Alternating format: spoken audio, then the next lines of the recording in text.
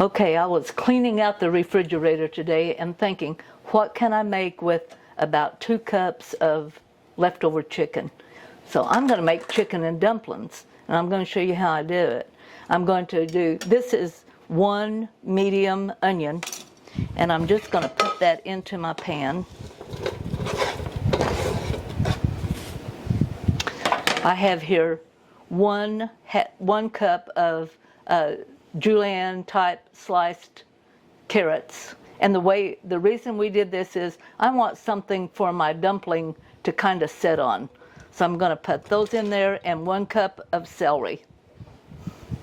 I'm going to dump my chicken in there.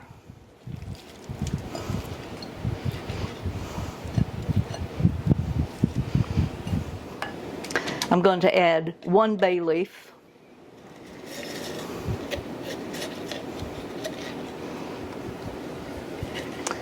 And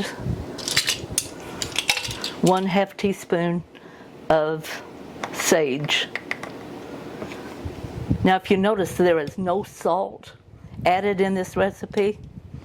If you want more salt, you can add it once you taste it, but I'd be careful with that. And to that, I'm going to add 1.5 cups of chicken broth.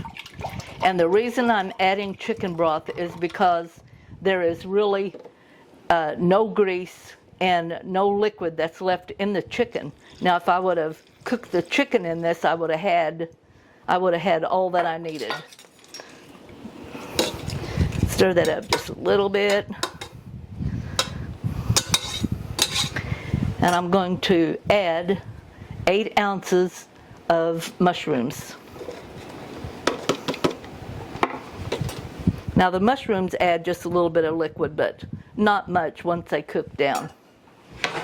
I'm going to put that on top of my oven, and I'm going to turn this on a nice medium heat and begin to let that cook all together. Okay, it has begun to boil over here. My vegetables and everything has begun to wilt down, and to that I'm going to add 1.5 cup more of the chicken broth. Oh, my timer's gone off. And 1/2 cup of heavy cream.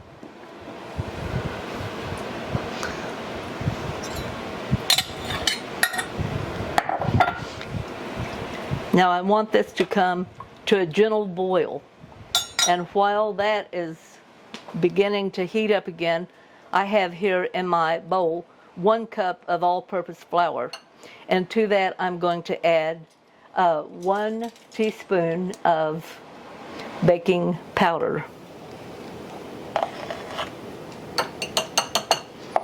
and 1/2 teaspoon of salt.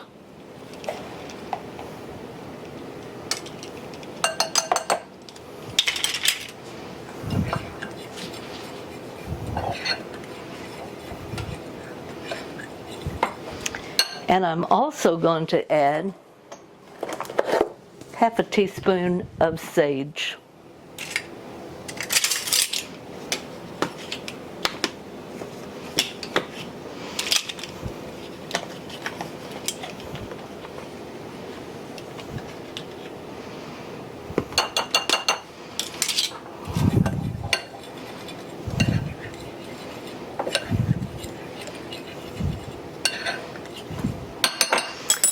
I have here 2 tablespoonfuls of salted butter, and it's cold, and I've cut it up into little wedges, and I'm just going to work that into my flour.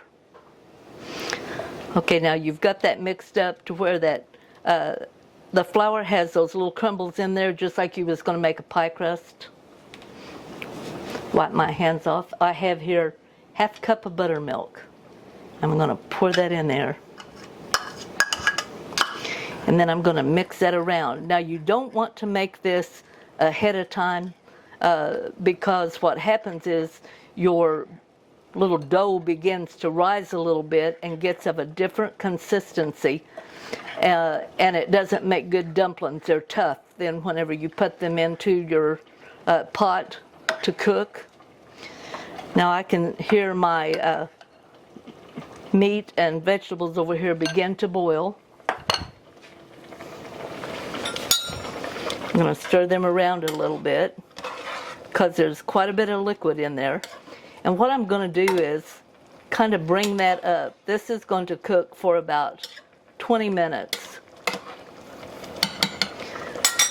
But I'm going to turn that heat down just a little bit, and I'm going to add my dumplings. And we're just going to take a big spoon, and I'm just going to drop them in there, and I want it on top of the vegetables. I don't want it to go down into the liquid. Now if you had your big chicken pieces, that's ideal.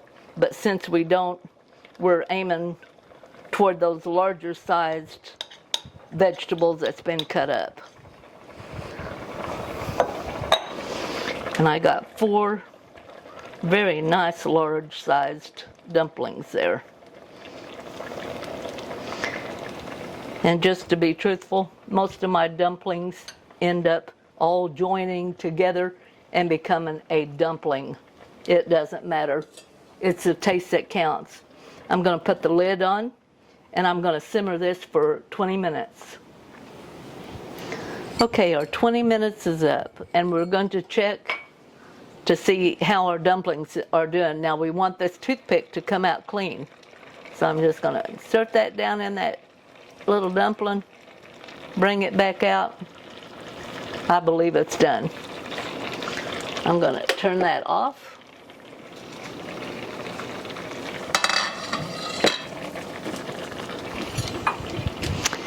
And first I'm going to dip out a dumpling. I'm going to put that on one side of my plate. Dip down in there and get chicken and onion, some of those mushrooms there, put on the side.